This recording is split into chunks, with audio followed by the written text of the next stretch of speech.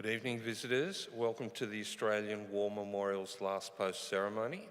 My name is Rob Adams, and joining us today from the Australian Army is Colonel Frank Colley.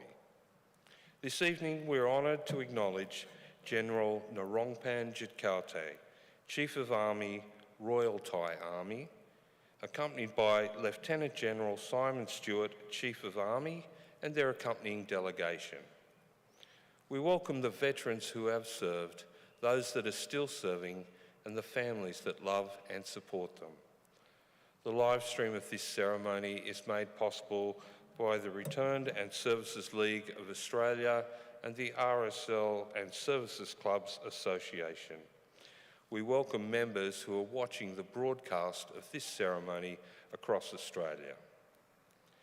During this evening's ceremony, wreaths will be laid at the base of the Pool of Reflection by visitors to the memorial and students on behalf of Blackett Public School from Blackett, New South Wales. If you are able, I now invite you to please stand and join in singing the national anthem.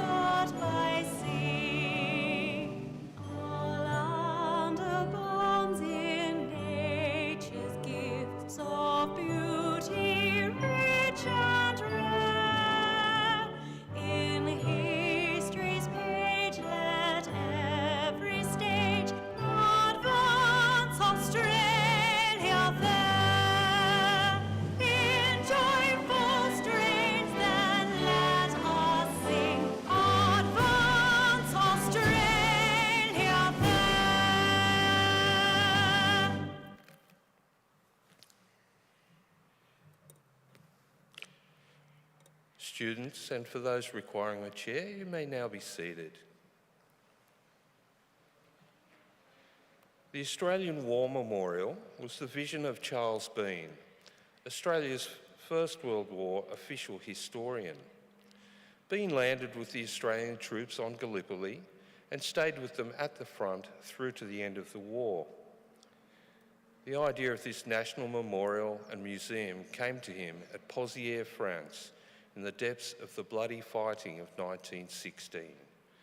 Bean's idea was that this would be a place where friends and families could mourn loved ones buried in faraway places. It would also be a place that could help all Australians to understand what these men and women had endured and what they had done for us. Bean's vision, to which we remain true, is best expressed as inscribed to the entrance to the memorial's galleries. Here is their spirit in the heart of the land they loved, and here we guard the record which they themselves made. Tonight we'll read the story behind just one of those on the Roll of Honour, which lists the names of more than 103,000 men and women who have given their lives in war and on operations for more than a century. But first we present a lament, Flowers of the Forest. Wreaths or floral tributes will now be laid at the base of the Pool of Reflection.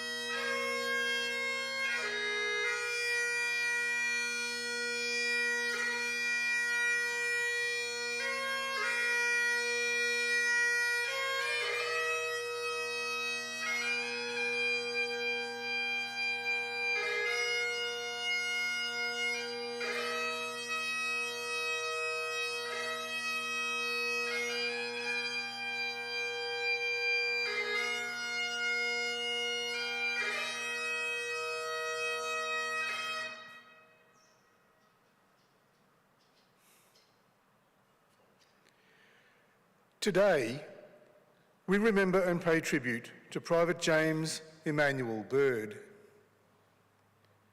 James Bird was born on the 21st of January 1902 in the English town of Reading, the son of William and Agnes Bird.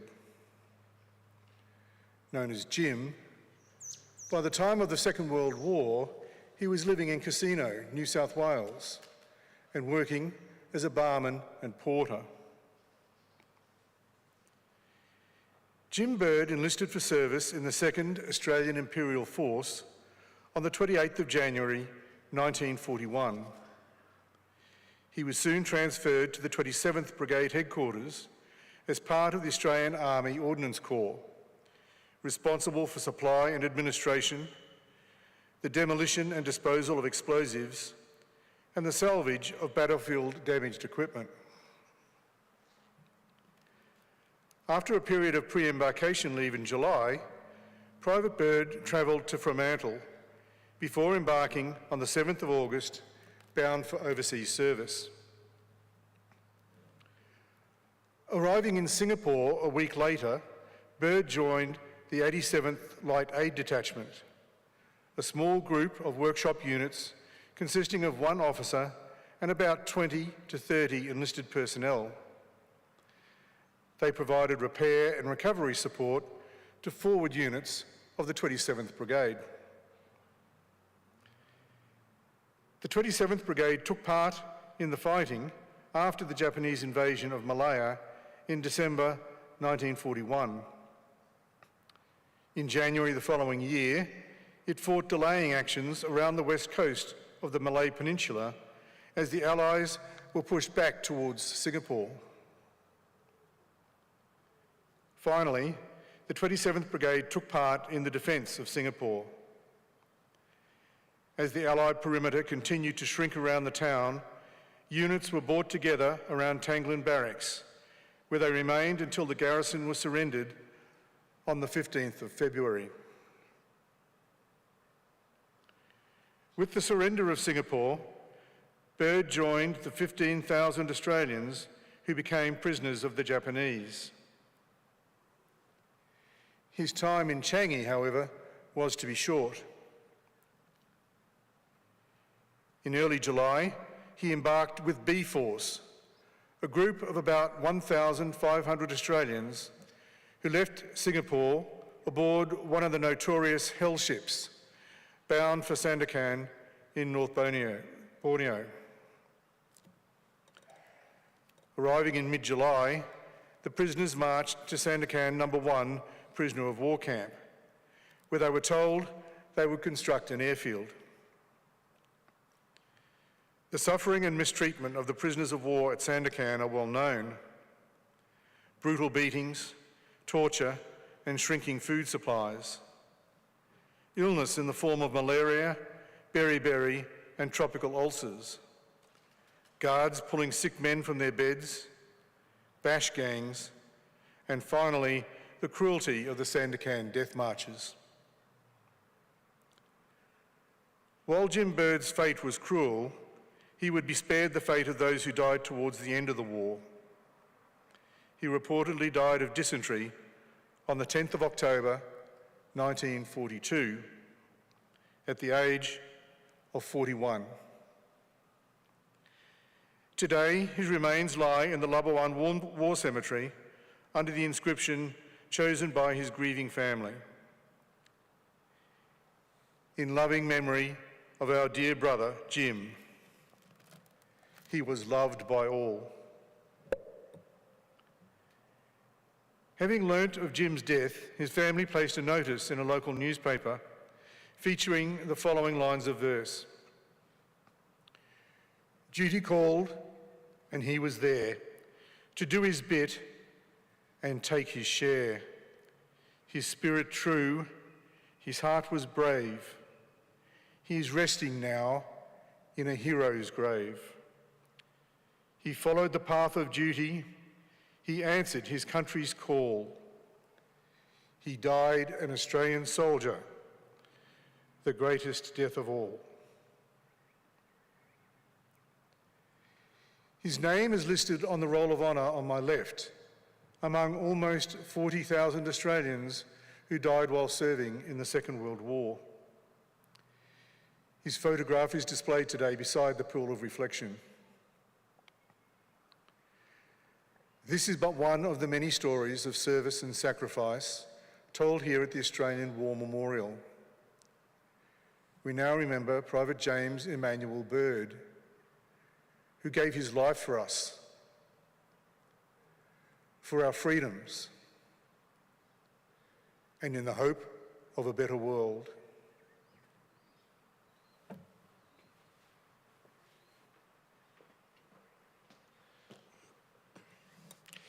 If you're able, I now invite you to please stand for the reading of the Ode and the sounding of the last post.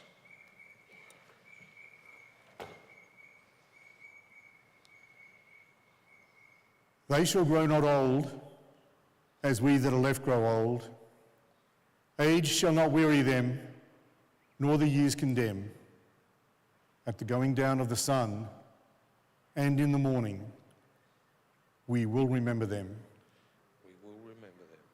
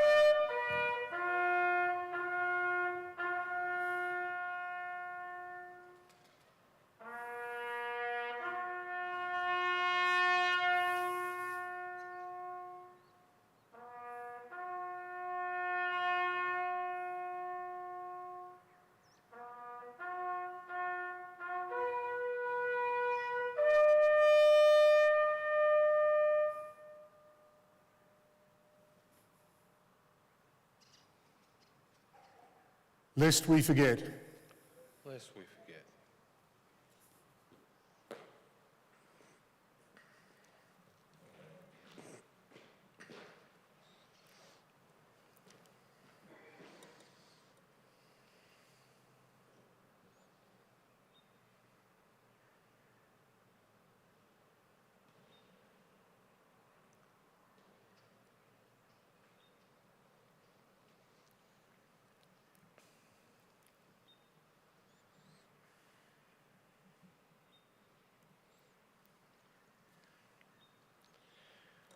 We leave you this evening with the words of the memorial's founder, Charles Bean.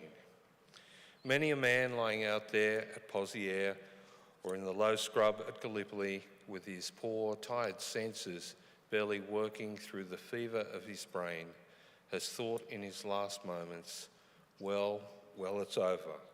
But in Australia, they will be proud of this. Ladies and gentlemen, girls and boys, that concludes the last post ceremony.